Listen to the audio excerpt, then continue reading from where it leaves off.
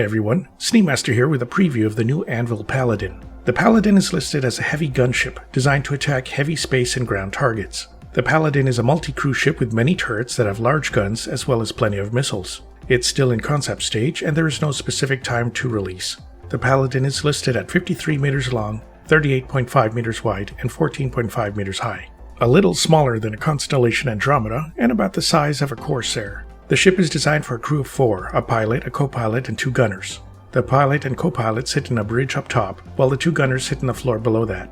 Blast shields can be deployed for extra protection on the bridge.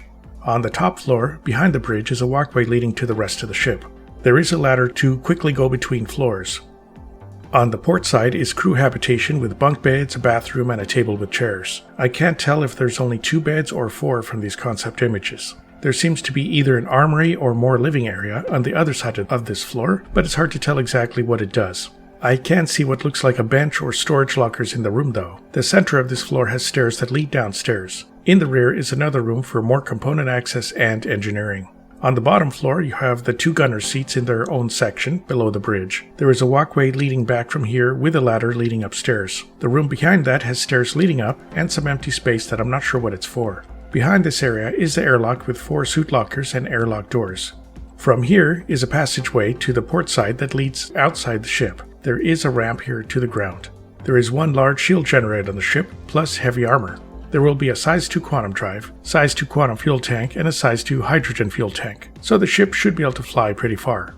We don't know the SCM or nav speed of the ship yet, but it probably won't be very fast. Probably just fast enough to catch up to larger cargo ships maybe. My guess is around 170 meters a second, but we'll have to see what it finally turns out. It looks like the ship also has VTOL engines for landing on planets with gravity. There is no official cargo storage, but there will probably be space to fit a few loose 1 SU cargo containers in the airlock or other rooms on the lower floor section, as well as any crew stowage upstairs. You might also be able to store very small hover bikes like the Pulse in the airlock.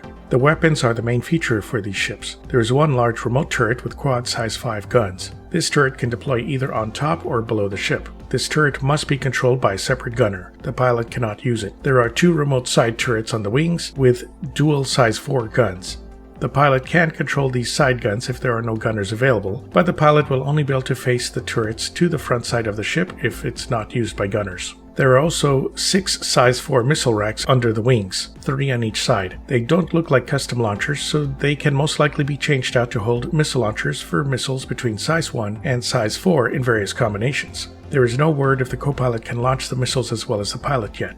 The Paladin runs for $300 in store credit or $260 war bond in time-limited sales, mostly for sale during Anvil or military ship sales, like IAE or Invictus. It's possible the ship may release flyable next year, but we don't have any confirmation. The Paladin has a gray and tan paint scheme, but there is a concierge-only metallic gray paint available to buy as well. The Anvil Paladin is used for taking out tough targets and withstanding a lot of damage. It can be used for clearing landing zones or taking out turrets on ground locations, space stations, or even other ships. You can switch the large turret to the bottom of the ship and strafe the ground without having to aim at the ground. You can also use it to take out heavy cargo ships, clear blockades, or SWAT slow fighters. There are some limitations to the Paladin that I can see. I wouldn't recommend using it against ships like capital ships or multiple light or medium fighters. The Paladin is too slow to keep up with faster fighters, and capital ships may have too much shielding or armor. Plus, their combined weapons would eventually break through the Paladin's armor and shields.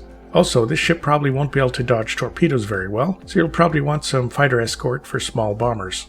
Another issue is the main turret is laser-based, so it can take down shields, but armored ships may be tougher to damage. You may want to use ballistic guns on the side turrets against ships with heavy armor. The main turret may also be slow at hitting agile fighters, so you may be stuck with the side turrets and missiles to knock any pesky fighters out of the sky.